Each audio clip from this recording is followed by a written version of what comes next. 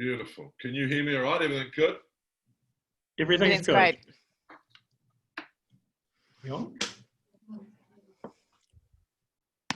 We're still got to, please wait. Yeah, too easy. All right.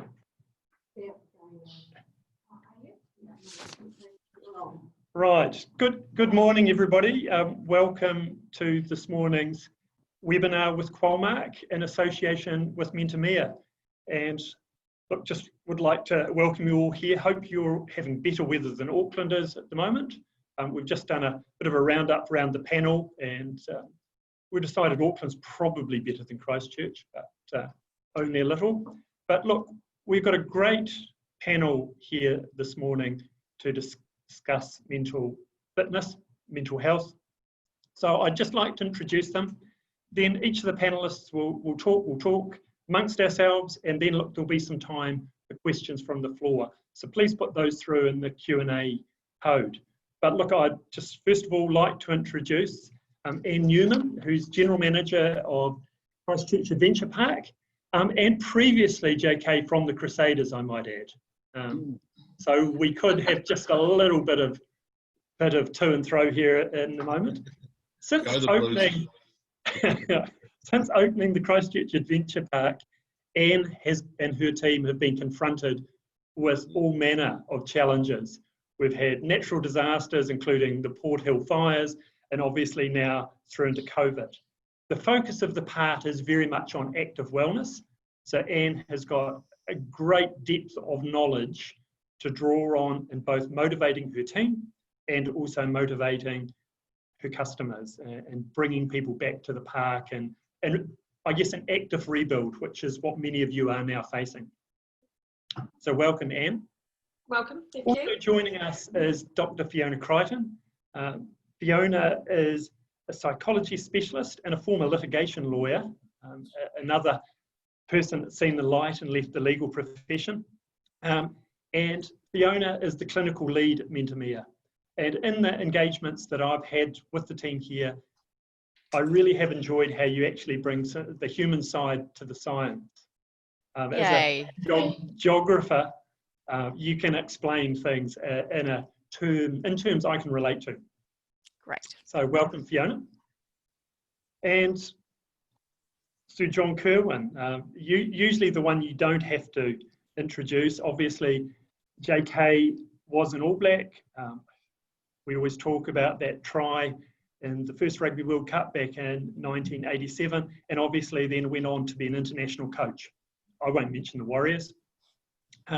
Before returning to New Zealand, since JK's been back in New Zealand, he has been an absolute advocate for mental health and well-being. And as a co-founder of Mentemia, and was knighted in 2012, particularly for his services to mental health. So welcome, JK. So look, Great to be here. And of course, obviously, I was going to say a rampant blues supporter. Yeah, well, I'm born and bred, you see. I'm born and bred Aucklander. There's, I think there's 1.4 million of us now, but yeah, no, I was born in Mangere, just out by the airport. So I'm a true blue. They call us true blue. True blue. Hey, well, look, great, JK. Look, we'll start with you, with a question to you. And this speaks to, look, this is a time of great uncertainty for us all. So it's probably more important than ever that we look after ourselves, that we can get through the tough times, that we can find the energy to see a positive future in what we're doing. So look, perhaps you could tell us a little bit about your journey from a difficult place to thriving in the face of adversity. Yeah, so morning everyone, it's fantastic to be here. It is bucketing down in Auckland, cats and dogs. So yeah, look, for me, you know, I was in an incredibly bad way. I hid my anxiety and depression probably for about 5 years. And then one day I wanted to jump out of a window in Buenos Aires. I was at the Hilton Hotel, and I was sick of fighting this thing in my mind.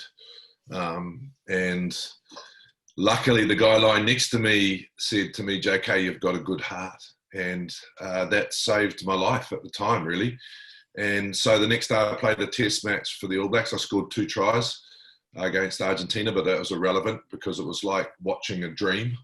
And then I got home and finally reached out and got some help. The interesting thing is, you know who I reached out to? I reached out to my doctor, and my doctor was Dr. John Mayhew, who was the All Black doctor. So I'd been on tour with them for a month, and I still hadn't spoken to him about it. Because of the stigma, because I actually didn't realize that it's an illness, not a weakness, because I thought it was a weakness. The 3 things that anxiety and depression do: they take away your self-confidence, they take away your self-esteem, and they take away your enjoyment. And so I thought it was just me. I thought I wasn't good enough. And, you know, what am I doing here? What's the use? And so the first thing I did when I spoke to him was he gave it a name. He said, "Oh, JK, that's anxiety, and I think you've fallen into a bit of a depression." And I thought, wow, it is something, you know, it's not me. And then he sent me to someone to get some help. The first person I went to wanted me to be a volcano. "I want you to be a volcano." I don't want to be a bloody volcano, you dick. I want to get well. So that person probably, you know, I'm sure the volcano guy helped a lot of people, but he just wasn't for me. And then the second person I went to was a beautiful lady called Dr. Louise Armstrong. And she really, you know, saved my life. And we can talk about that progression as we go on. But what happened was I realized it was an illness, not a weakness. I learned the tools and techniques to deal with anxiety and depression. And those tools and techniques helped me go from what I call just surviving to thriving. And you know, people say, "Oh, I've got some old rugby mates that have low numbers on their jerseys that say to me, 'Oh, bloody JK, I don't have to hug another tree, do I?' And I say to them, 'No, boys, look, mental health is as much as physical health.' And so, you know, what I learned from them is thriving. And what is thriving? Thriving for me is having the tools and techniques to actually control how your day is going, you know. And right now, I mean, and your story is absolutely amazing. I mean, the trials and tribulations that you've been through. When you announced that you were doing that, I thought, this is a no-brainer. This is the greatest idea of the century. You're going to be full. And then the fires and all those things that happen. So you need, I mean, I love and hate the word resilience. What the hell is resilience, right? So resilience is tools and techniques to get you through those moments in your life when you need them. So anyway, that's why Mentemia was created, that the tools and techniques that I needed back then when I was incredibly unwell, we need in everyday life now. I spoke to Sean Fitzpatrick. A lot of you remember Sean. He was All Black captain, but before he was captain, he was my roommate.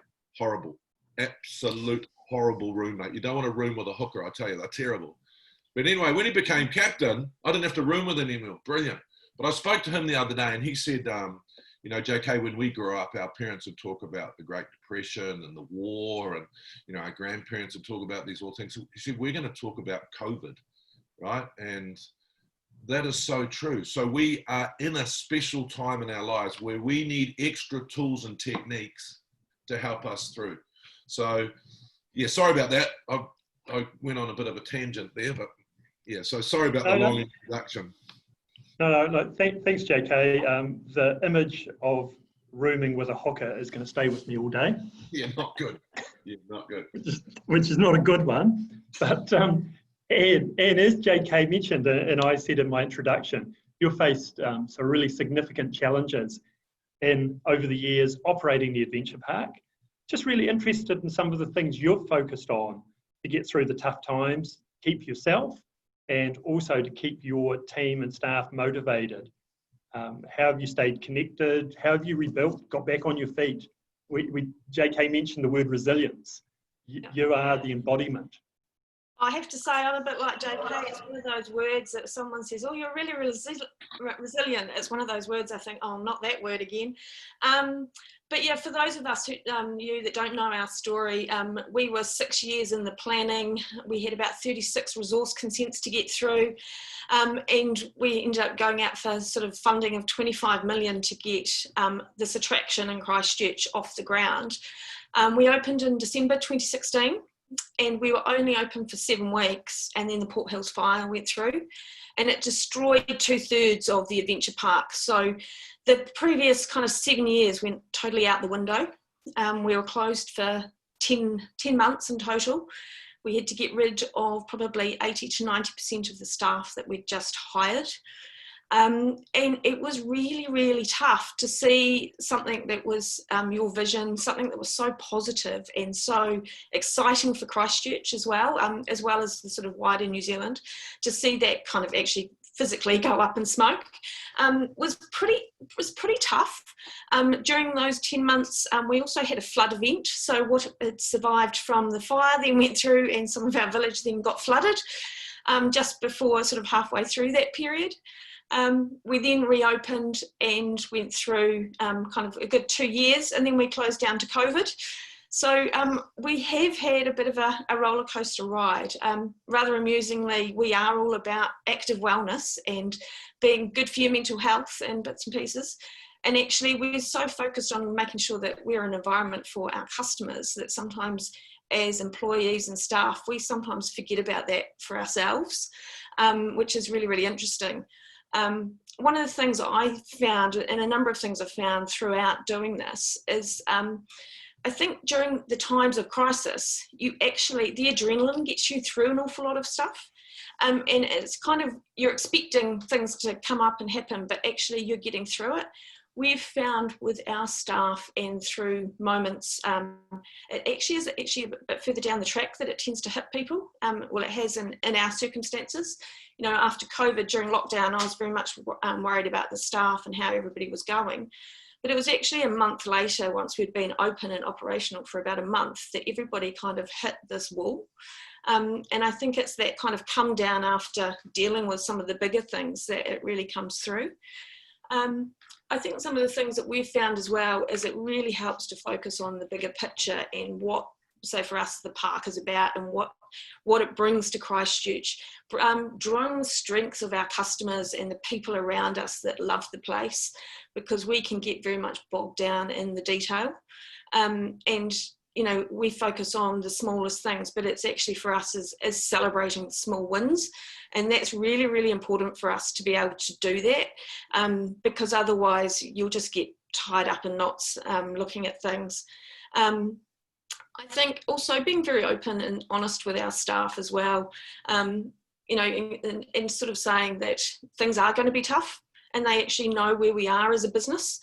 But making the facilities available for them. I think one of the things we perhaps didn't do very well during the fire is make, so there's a number of staff that were involved right in the middle of the fire and kind of helping with the firefighting sort of side of things. We perhaps didn't make counselling or support mechanisms available for them after that event as much as we should have. We talked about it, but we learnt that probably the hard way. So now we've got services a wee bit like employee assistance programs, so counselling that's available for all our staff, but we also make it available for all their family as well, because often what we find is a lot of the issues that go on with our staff members, a lot of them are coming from their home environments. It can also be issues that are going on with their spouse or their children and things like that. And so even if it's not affecting them directly, it affects them indirectly from things that are in their wider family sphere.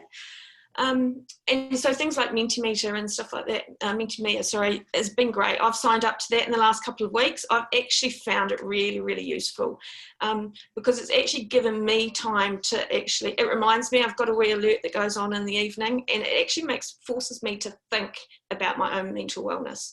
I'm very much one of those people that look after all the staff around me and potentially don't look after myself as well as I should do. So that's one of the things that I'm definitely finding really, really useful. But I think just every day in day-to-day life, especially I'd say in Christchurch, I know back in February I was talking to District Health Board Chief Executive there. He said 98,000 people in Christchurch alone are on some form of medication for depression or anxiety. So that's a knock-on effect from the earthquakes. Obviously we've had fires, we've had shootings, all sorts of things, but now everybody's going through this COVID thing as well. So while crises drive a lot of it, there's just the everyday life as well drives a lot of this as well. So it's about looking out for one another and just finding those things that make you happy. You know, for our staff, we try and chuck them every now and again. I'll tell them to go out and grab a bike and go for a ride, or jump on the chairlift and just go and look at the view from the top of the Port Hills, because it's amazing. So it's finding those little things that work for you, celebrating wins, and just trying not to get bogged in the detail, but also when you are, is knowing those people around you that you can lean on and support, and that type of thing. Thank you. That's yeah, lovely. Yeah. And you're awesome. You're awesome. Give yourself a hug. That's what I think you should do. Righto. Very unusual to have a form of blues encouraging somebody from the Crusaders to hug. That's right. It's really interesting, Greg, because I went down after the earthquakes, and I mean, I love giving the Cantabrians shit about the rugby, but the most amazing people, and the trouble is, which is a real positive, which what makes Cantabrians so great, is they say things like, "Oh yeah, but someone else is worse off." You know, I talk to people that had a crack in the roof and there's rain coming in. "Oh yeah, but I'm lucky, I'm worse off." And that's amazing, right? And that's what gets you through a crisis, is what Anne said. But at the end of the day, you've got a hole in the roof. It's okay as well to start saying, shit, this is tough and I'm going to get through it. And when Anne talked about the long tail of COVID and the long tail that you've had, you know, with your business, it's the same with COVID. So sometimes what you need to do is you need to sit back and recognize your emotions. Yeah, there's people worse off, but shit, it's tough on me at the moment, and have a plan around you. So it's okay to be stoic. That's really cool. That gets you through, but the adrenaline that gets you through is going to run out. And I think that's why you have the highest antidepressants prescribed is actually in Canterbury, and it should be, because you know, if you haven't got the tools and techniques to go through an earthquake, who does? I mean, it's called post-traumatic, and sometimes we take it as, oh, you know, I should be okay. No, you shouldn't. You've been through an earthquake, you've been through fires, we're now through COVID, so we do need those tools. Absolutely. Look, that's a nice segue, Fiona, and Anne touched on it as well about, you know, as a tourism industry and as individual operators, we've been all massively impacted by COVID and many of these natural disasters. And it's inevitable that the work and business stresses become personal. What are some of the particular ways that, from a clinical side, that you can say that people need to use to help maintain that perspective and work through those challenges? It's interesting that we're talking about Christchurch today, and a lot of the research that's been done around what we call post-traumatic growth and resilience, we've talked about resilience today, has been done in Christchurch, because Christchurch has been the embodiment of the ability to get up and keep going, even though there's been some obviously flow-on effects, and we're learning, and we can take those learnings into COVID and to our businesses today. And so I'm going to talk a little bit about resilience through trauma. We've talked about resilience, and resilience doesn't mean harden up. I think in New Zealand we have to be careful about that word, because JK will be able to attest to this. The idea is that we're meant to be stoic, we're meant to not talk about our feelings. You know what? One of the most resilient things we can do is talk about our feelings, because feelings are normal. It is normal to feel right now a little bit overwhelmed. It is normal right now to feel maybe a bit sad or even angry. Those things are normal. What we should do is not pathologize it. And what I mean by that is saying that there's something wrong with that is actually something that we should maybe go to the doctor about. Go to the doctor, absolutely, if you're feeling low, but expect that somehow during your day right now, you might have some times where you feel this is shit. I mean, this is bad. We're allowed to have those feelings, and I want us to be much more open about that, because the more we in New Zealand start to acknowledge our feelings and sometimes feeling overwhelmed and sad, you know, what happens when we speak about it, it does something in our brains. When we say we're sad, it moves it from the emotional part of our brain into our prefrontal cortex. By saying it, we move it to the place that we can start to process it. So acknowledging feelings is strength. It is power. It is good for us.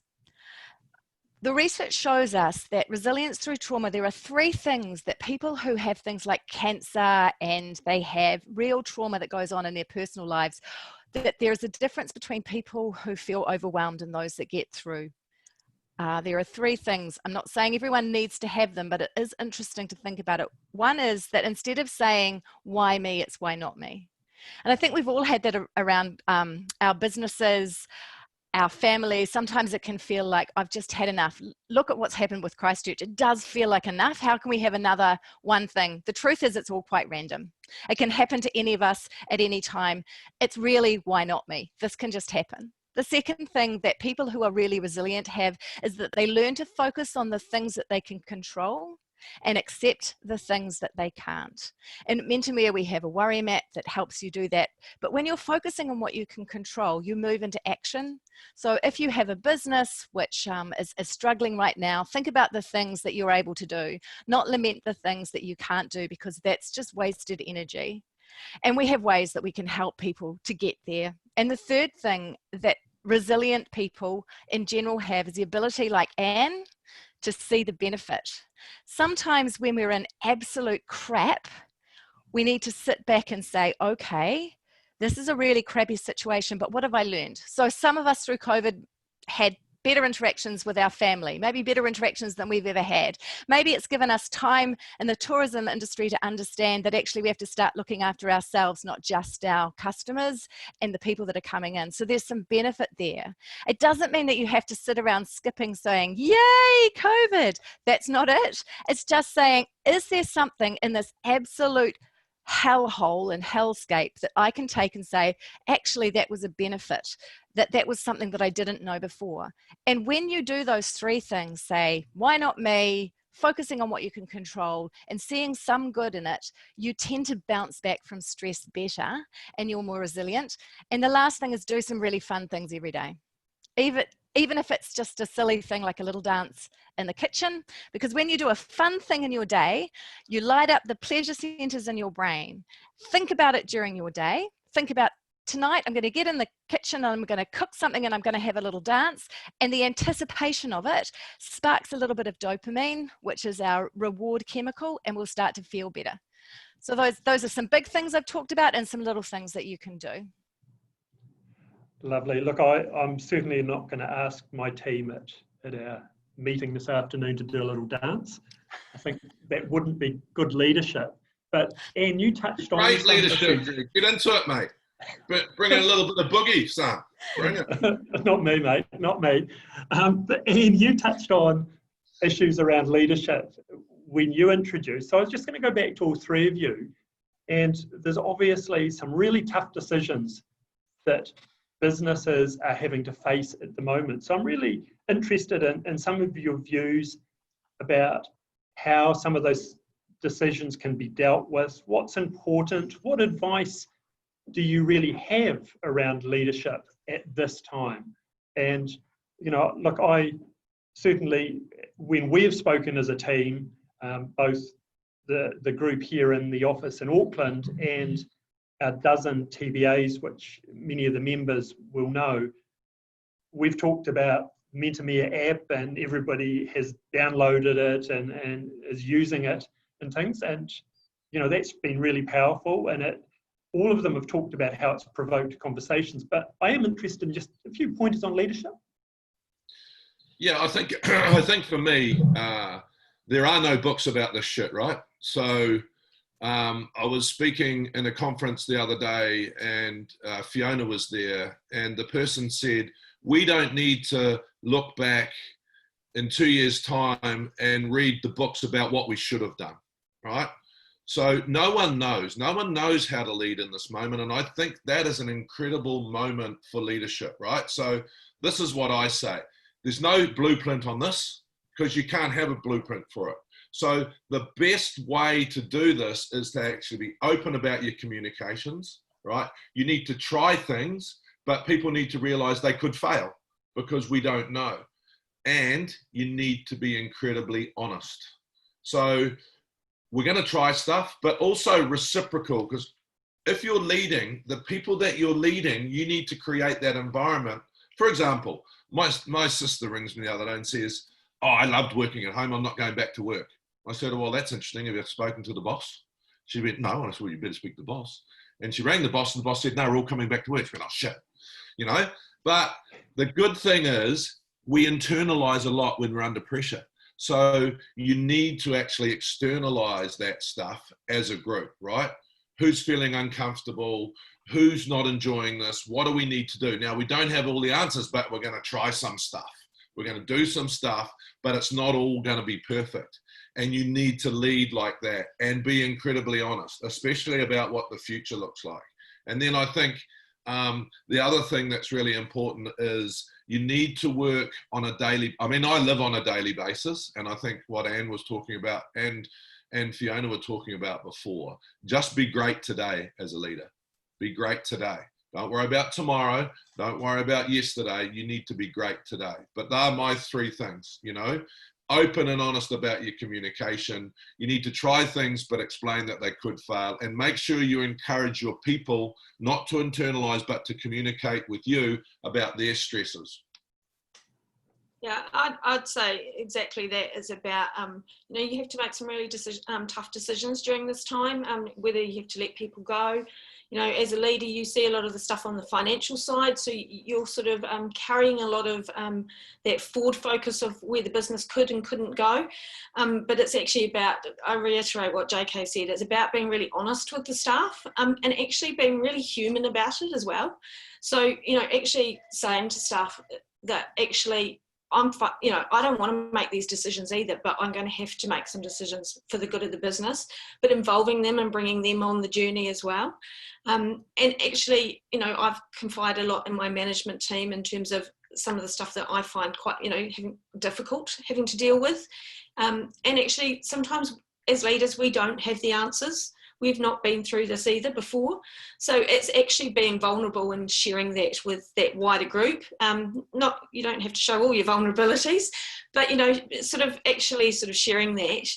And I've also found talking to others that are in very similar situations that are leading organisations or are in other tourist attractions, because actually leadership's a very lonely place, or can be a very lonely place at times, because you have to make decisions that you can't always share wider. Whereas a lot of other people are actually doing the same thing, but just in different environments. So kind of bouncing off each other, even if it's just to bitch and moan a wee bit to each other and saying, this is blooming awful and aren't staff really annoying sometimes? You know, that's actually quite good to be able to do that. And I'd say the other thing that I've found is actually listening to staff, but actually not just listening to them, but really listening to them and actually really understanding what they're saying and trying to get to the heart of their issues. And I think one of the things that we've found that's been important as well is when we've had to let staff go, is I've tried to check in with each of them each month after we've had to let them go. So once they've been made redundant, they're just not kind of let loose. It's kind of, they're still part of the family, that you check in with them and make sure that they're all right, because those are the guys that probably need it slightly more than maybe the ones that are still here. And just because the guys have kept their jobs as well doesn't mean that they're not dealing with something. A lot of them are quite anxious or have got a lot of either survivor's guilt or are worried about where this could go down the track. And so especially when you see that tourists aren't walking in the door anymore and it's quiet, and we've just come off a 2-week period of school holidays and it's been a buzz and everybody's been really supportive. But this week, we know that this week's going to be one of those down weeks because everyone's back to school and it's quiet again. Yeah. And, you know, I feel like you two have said everything. Small wins, celebrating small wins is something you said before, Anne. And, you know, the brain science shows us that if we celebrate small wins, that sets us up for more success. So that's an incredibly good thing to do when a business is struggling.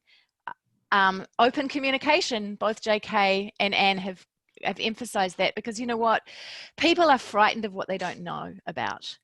And so we're all anticipating what our bosses are saying to us. We're anticipating what's going on in our business. You know what? The reality is often not as bad as what we're anticipating anyway. And we can cope with when we know what's happening. And when you're working in an organization and you can see people behind closed doors having conversations, JK and I have been around the country. We see this all the time. When we talk to people, they're saying, we're frightened about what those meetings are. We don't know what's happening behind those closed doors. And actually what's happening is just a brainstorming session. The more honest and open that you are with the people that you work with, the more certainty that you have in life, because life is uncertain right now.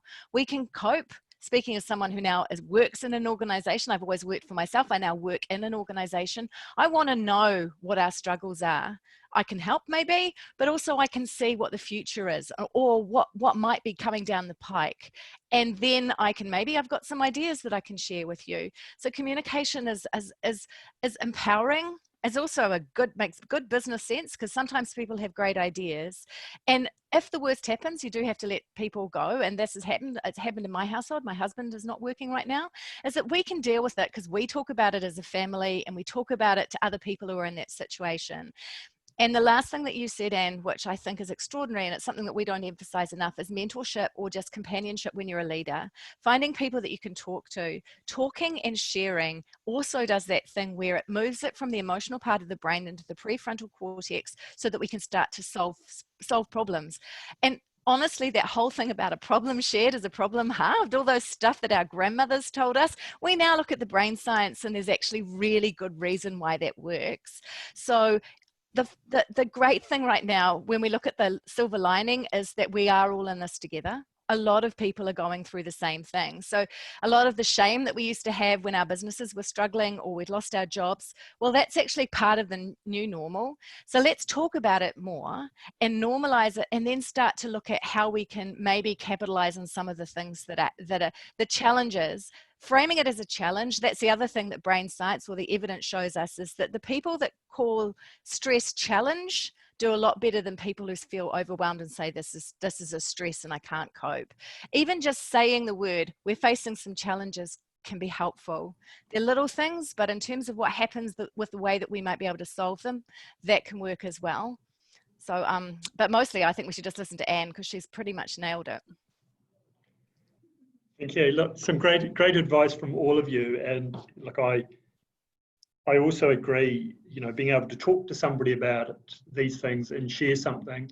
A certain former All Black shared a few things with me in a bar in Vancouver, as we were discussing the other day, that kind of surprised me. And after 23 years overseas with Tourism New Zealand, where I hated flying, I learned to breathe properly. And anxiety, I could actually get on and off planes without, you know, I used to fall asleep in my meals, so I can probably blame that on the same certain All Black. But hey, I also want to touch on something that you ended on, Anne, and again, it's quite a personal one to me. You know, I had 23 years overseas with Tourism New Zealand, and the thing that really got me up was the positivity of people ringing me or talking to me about whether it was sending their customers to New Zealand or what will I do when I go there. And it was, you were living in this absolute, I guess, cluster of positivity about the destination. And that's what draws a lot of people to tourism. And a lot of people just thrive on sharing their activity, their life, their country with visitors as they come through that door. Now, we're going through a period where there's, not as many customers, and certainly not as many foreign customers coming in. Some suggestions about how do you cope with, I guess, that loss of that energy would be really helpful, I think, for many of our members. Yeah, I mean, I think Anne touched on it before. The trouble is when you work in an industry is you get caught in the industry, right? And I was speaking to someone the other day in another industry, and he said, I had two choices. I blame someone, or I look at the business and say, how can I completely change? And he's completely changed the way he does things. And I think the most important thing that Anne said is, like with Mentemia, Fiona and I get so caught up in delivering Mentemia, we don't sit back sometimes and go, wow, you know, this is awesome. So you're all in the tourist industry. Now's the greatest time to find out about what you're actually selling. You know, get up on the trails, think about what you have, but go out and experience it, because you know what? It's just called research at the moment, but get out there and just get to know it. Because the greatest ad, with all due respect, Greg, I know you did a great job for 23 years, that we've had as a country has been COVID. So when this antidote comes into play, or when we can start traveling again, we're going to be 5 times busier. Everyone, A, is wanting to live here, but B, if they can't live here, they're going to come and see us. So we will get this back 20-fold. So I think right now is what can you control, and one of the things I learned early was many issues going on, but right. And so what I learned to do was, with the worry map, is what can I control, what can't I control, what can I do, and what can't I do. So if you write that right now about your business, right, you can't control when the borders are opening, right? But what you can control is absolutely understanding your business deeper, because when we're going to get busy, you're going to have so much more information. Work out new ways to do things better. Just work as hard as you can on what you can control. And so for me, write it down, people. What can't I control? What can I control? What can I do? And what can't I do? And what you can do, just action it. And every time you start worrying, just go back to that action plan. And I use that every single day of my life. I've got family in Italy. You know, I've got my son who's actually playing a final tomorrow. My wife's just flying back to Italy. You know, if I spent my whole time worrying about that stuff, it'd drive me nuts. So I just put it into what I can control, what I can't control, what I can do, and what I can't do. And so I'd be doing that, and just learning more about your business. How can you change your business, Anne? How can you attract more people outside of school holidays? Now, maybe you don't come up with an answer, but it's easy. It's better than sitting there and going, oh, there's no one here. You know, we've just got to invent new shit that makes our business better in this environment. And that's going to help you when they open the floodgates. And we've got, how many tourists have we had in the past a year? Oh, we were pushing towards 4 million. Yeah, well, times that by 3 once COVID's out, because everyone loves us. We're legendary around the world. Every Italian I speak to says, JK, can I come and live with you? I said, no. I think that's one of the things that we're doing internally from our side of things, is actually using this period where it's a bit quieter during the week and stuff. I mean, we are very much a weather dependent business, so winter is a bit of our quieter period anyway, but using it as an opportunity to really look at the business and do all the stuff that when we're in the height of our season, we don't get the chance to do. We've got a massive big parking lot of ideas that we keep on saying, oh, we should do this sometime, or we should do that, or getting all our paperwork and our strategies and stuff in place. So actually we're using this time right now to be able to do that. We're also using this time to be able to really build on our culture and do a lot of team building stuff, so that the guys that are here actually really want to be here, so that when we come into our summer period and the borders open, that they're going to be sort of revved and hyped and ready for that sort of thing. And we're also going out and talking to a number of other, like JK said, talking to a number of other tourist attractions, seeing if there's partnership things that we can do. One of the things we found out as a result of the fires, we got a lot more creative about our business and how we could make our business work better, because we had to, because people weren't coming in the doors like they were in the first 6 weeks. So we had to be a lot more creative.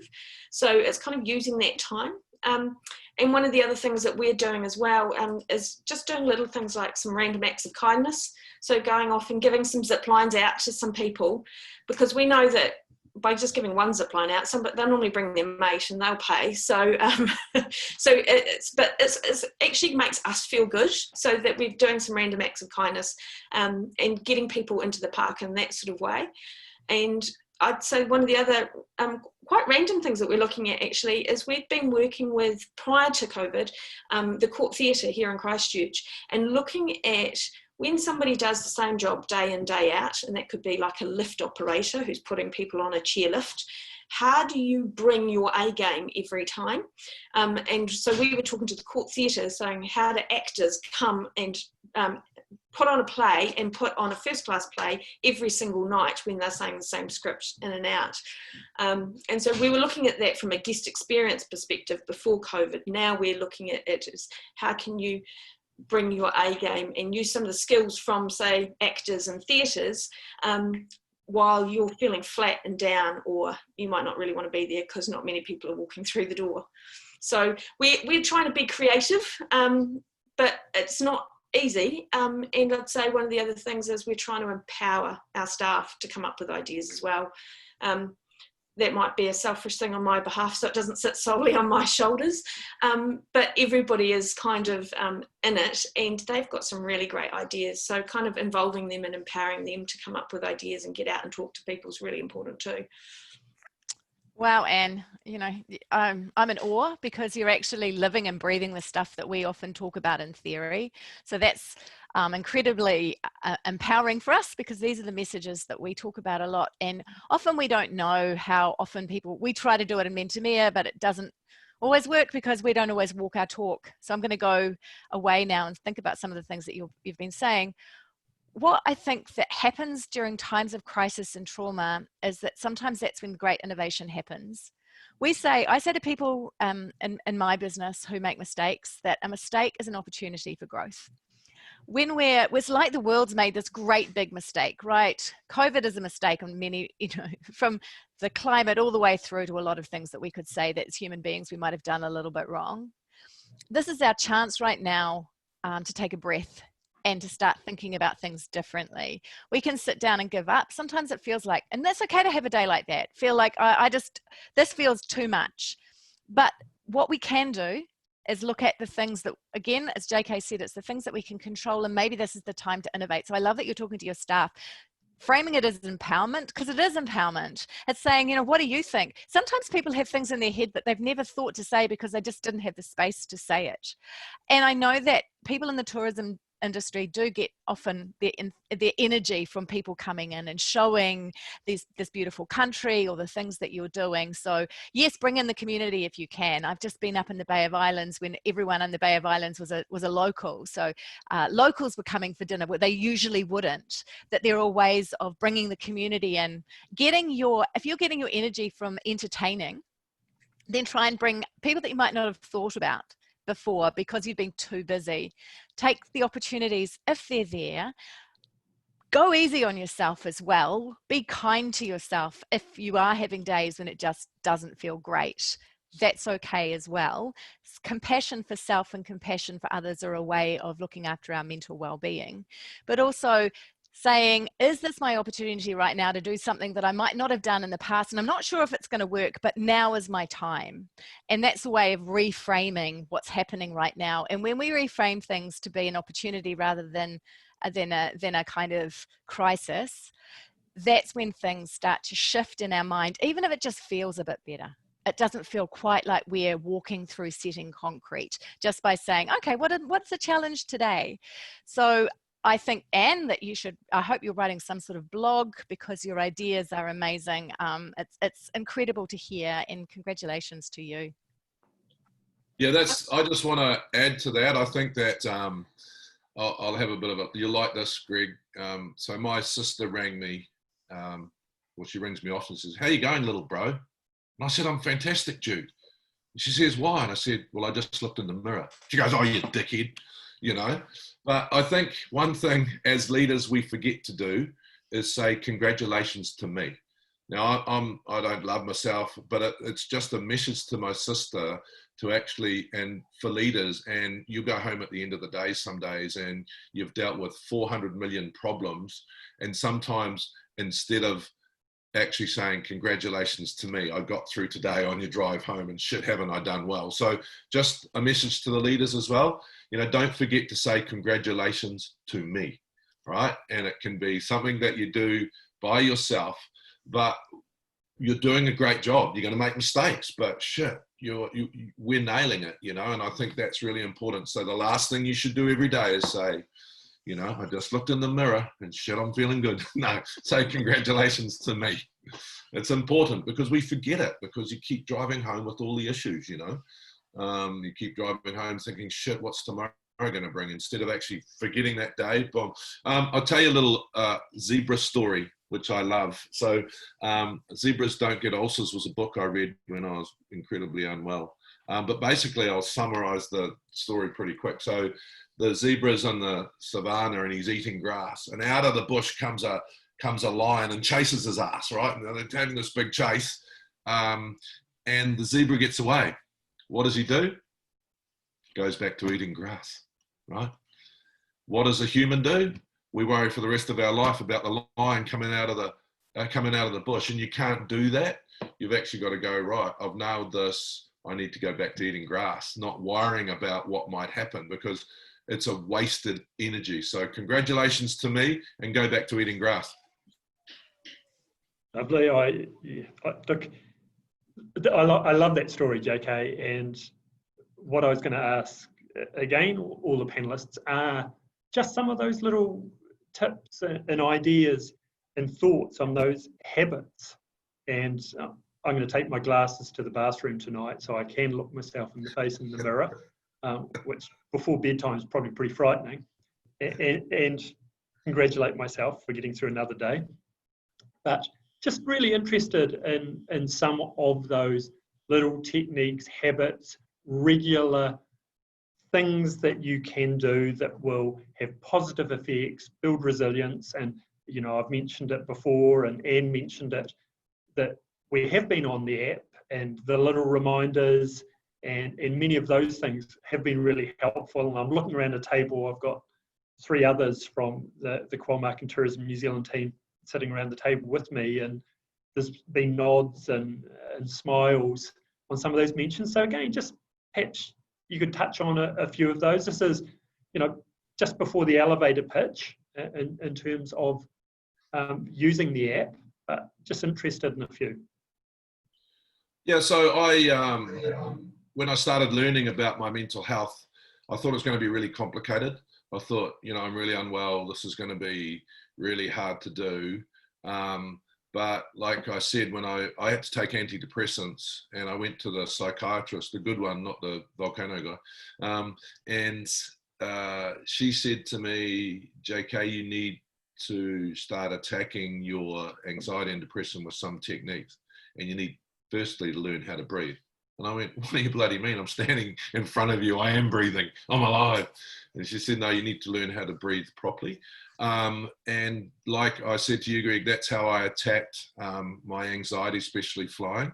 But I do that 6 times a day. I also have a secondary physical reaction. So when I'm tense and when I start working, it goes to my shoulders. So when I breathe, I drop and feel better. I breathe very deeply and learned how to breathe.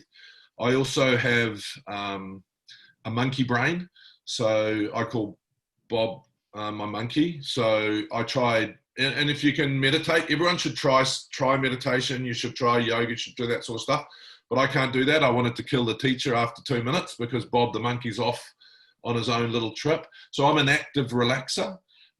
So for example, I was pretty upset and stressed the other day because my wife was leaving, and I don't know when I'm going to see her again because we don't know when she's going to come back from Italy. So I just went and cooked, because if my mind's engaged in something, like I say, if your computer craps out, what do? You know, you ring the IT guy and he says, unplug it and plug it back in. And that's pretty much 99% of the time works, right? So we have more information coming into our brains in a day than our grandparents had in a lifetime.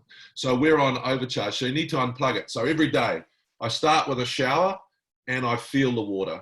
I have a cup of coffee, which you saw me drink before, and I'll sit and enjoy and taste that coffee. I'm an active relaxer, so I'll either read, because that keeps Bob busy as well, especially pre going to sleep. I'll cook or do something active for Bob, and I breathe 5 or 6 times a day. And I also walk very slowly, but that's another story. So 5 or 6 simple things, but I do them religiously, and I don't bring this baby with me. So this one gets either put on airplane mode or I actually don't take it, because often when you walk into a cafe now, when people should be enjoying the coffee, what are they doing? And that's hard, because this little baby here has got a mind of its own. I can't believe it. It keeps saying to me, JK, pick me up, look at me. So you need to take control back from this. It's brilliant because I get to see my wife, my son, and all that sort of stuff, but don't let it take control. It's not good for, that computer that keeps spinning. So and I do other things, but I don't want to take up all your time because I'm probably boring the shit out of you guys. Very good. I totally agree. I've got a dog that if it sees me take my phone on a dog walk, barks at me. So when we walk, and if I have to answer a phone, it just gets in my face. So the phone, I make an active point of putting down the phone when I leave the house with the dog and say, it's your time. Nice. So, I started doing that this year as well. I mean, and to actually give myself time without my phone, and it's okay not to look at my emails. At the start, that probably stressed me out even more because I was more worried about what I was going to come back to, and people couldn't get hold of me, and then they'd be chasing me even more. But actually, over time, they kind of get to know that you're not going to get an answer straight away, and that's okay as well. So I've actually given myself permission to do that. But I have to say at the start, it was actually a bit of a struggle. One of the things for me is really important is, especially when you're running a business and you're stressed about, especially on the financial side of things, my sleep goes out the window and I can be awake at all sorts of crazy hours of the night. So for me, I've just got some sleep apps that I use and different things like that to and my routine before I go to bed is really, really important, because if not, I can lose an awful lot of sleep during a week if I'm stressed about business. And the other thing for me, really important, I'm an active person as well, so I like to get out and do something, but laughter is really important for me, and just surrounding myself with people that just say really dumb stuff that just make me laugh naturally is really, really important. Yay, Anne. You know what? I was going to speak about laughter because you know what laughter does? Even the anticipation of laughter. If you know tonight you're going to listen to a podcast that makes you laugh, or you're going to have dinner with someone who makes you laugh, that sparks the reward systems in your brain before you even have the laughter. We know that dopamine and endorphins are associated with laughter, but thinking about laughter sparks these mood boosting neurotransmitters in our brain. So I am a great one for trying to plan for laughter. Sometimes it sounds a bit naff and weird because how do you know if you're going to laugh? But last night I listened to a podcast. I'm going to plug it. It's called Shagged, Married, Annoyed. Anyone who's married should listen to it. It is hilarious. I'd had a very difficult session with some people who were going through some stuff, and I was full of cortisol. I popped these in my ears and I instantly started to laugh and feel better. So laughter is a great one. All of the things that JK is talking about and Anne's talking about, you know, those little things that we do every day, those are the things that help our prefrontal cortex communicate with our amygdala. Our amygdala is in the limbic system, and that's responsible for our fight and flight. The more that these simple things, they sound weird that you'd go for a walk with your dog and put away your phone and you're suddenly in the moment. How does that help your stress? How does that even change your brain? But it actually changes your brain. So I would suggest that if you're resistant to doing some of these things because they sound a bit of a waste of time, that you look at it as being the science tells you should. The science tells you that if you actually take 5 or 6 times a day to breathe from your diaphragm, that you calm down your stress response and you're able to cope better. If you spend some time every day doing something just for you, you will be better at your job. You'll be able to cope better. You'll be a better parent, a better friend. Taking those little things and time for you is actually your duty to the world. I want us to stop this thing about we often, as a badge of honor, say, I'm so busy. I'm so busy. I haven't got time for me. You know what that means? That means you're not doing your best in all of the areas of your life. It is your responsibility to take some time for you to have a laugh today. I want you guys to dance in the office. I think you should dance in the office and be a dick, because you'll have a laugh and it will be good, and you'll be rewiring your brain for resilience. So today, for everyone on this call, I want you to think about something that you would like to do, a little thing that you have been putting off. It might be taking a bath. It might be reading a chapter of your book. Give yourself some space right now, because I know that a lot of you will be in the weeds of the finances and worrying about the future. Nah, I want you to take some time and do something and go, that was just for me. It doesn't, not about anyone else, just you. 5 minutes, you're retraining your brain for resilience and coping. Thank you. As I said in the introduction, I like having the science to back me up if I want to sit there and breathe differently at my desk, or drop my shoulders, or walk my dog. Look, we've got 5 minutes. Tourism industry is a pretty conservative group. They haven't sent us through any questions. So just the last call if they want questions. But look, we've touched on the Mentemia app. Perhaps Fiona, JK, just in the last few minutes, you could just tell us a little bit about where you see that journey going, and some of the features that people will engage with and on a daily basis. Yeah, so I think I mentioned at the start of this session, really it's the tools and techniques that we've learned that I know will keep you incredibly well on a daily basis. So we believe that Mentemia, we want to help hundreds of millions of people, but we also know how hard changing habits are. So what we want to be able to do is absolutely engage the people where they are on their mental fitness journey. Are you incredibly unfit mentally, or are you pretty fit? Do you want to help other people, whatever that looks like? And so for us, it's about delivering incredibly engaging material, but then helping you just make little changes to your life. I call it habit stacking. The way I started changing my habits was putting good habits on top of other good habits. And so little bite-sized pieces on a daily basis. And the most important thing for all of you is just try stuff. I think a lot of the stuff out there, it's not about getting a badge. It's actually trying stuff, understand your mind, do little things every day, and wait for that little feeling. I feel a little bit better. I promise you that if you just learn how to breathe today, you will have 10 to 15% more energy by the end of the day, because that is science. Now, the hard thing is to remember how to do that. Like Anne said, remember how to look after yourself. So download it, have a play. It'll learn you as well. So the technology behind it, and it should feel like a personalized mental health tool. Yeah, it's made for you. Bear in mind that this is what we call our minimal lovable product. It is changing all the time. It is great now. It's going to be incredible. We're adding to it all the time, and we are adapting and taking your feedback. So if you want to give us some feedback, we're really open to it. But it's right now, it's giving you some little tips and techniques that'll help you on your journey to feeling better, to be like JK and thrive. It's science-based, it's bite-sized, and it's for you. Thank you. Hey, look, thank you very much for your time. We have actually got a lot of people that have come in and not asking questions, but saying thank you for inspiring us, thank you for helping us.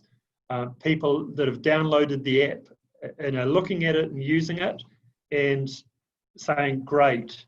And I think, that goes back to what you said earlier, and a problem shared or an issue shared. And as I said earlier, and I said on the call the other day, JK, I sat down expecting to have a beer with a former All Black great and hear candid stories about rooming with a hooker. But I had somebody sort of saying, how are you doing today? And asked, I saw a completely different side of you, and a side that I've really seen since I've been back.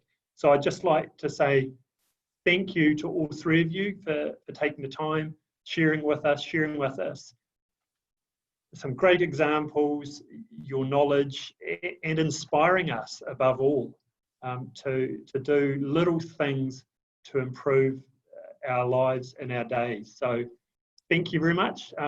Happy if you've got a final word to say, but other than that, look, thanks very much on behalf of Qualmark and our members. And look, I think to all of the people listening, when we talk about COVID, you guys are at the pointy end. Your industry has probably suffered the most, and give yourselves a break, look after yourselves first. I say when I look after my mental fitness on a daily basis, I'm a better husband, I'm a better partner, I'm a better friend, and I'm a better business person. So, you know, you guys have copped it more than most, and I just take my hat off to you. And I'm really looking forward to when we've got 12 million tourists, you know, in the next year, and you're all coming out of it dancing. And I'm looking forward to seeing the video of you dancing in this afternoon's meeting, Greg. Someone will send that to me, I'm sure. Thank you. It's been a pleasure. Thank you. It really has. Kia kaha. Thank you. And look, and just a reach out to anybody that's been listening. This has been recorded. I was meant to tell everybody at the start and get your approval, but it has been recorded and we will post this. So if you do have other members of your staff or family that you think would benefit from listening in, please do. But on behalf of Qualmark and the panelists, thank you very much. And I really appreciate the sharing. Thank you. Bye-bye. Bye.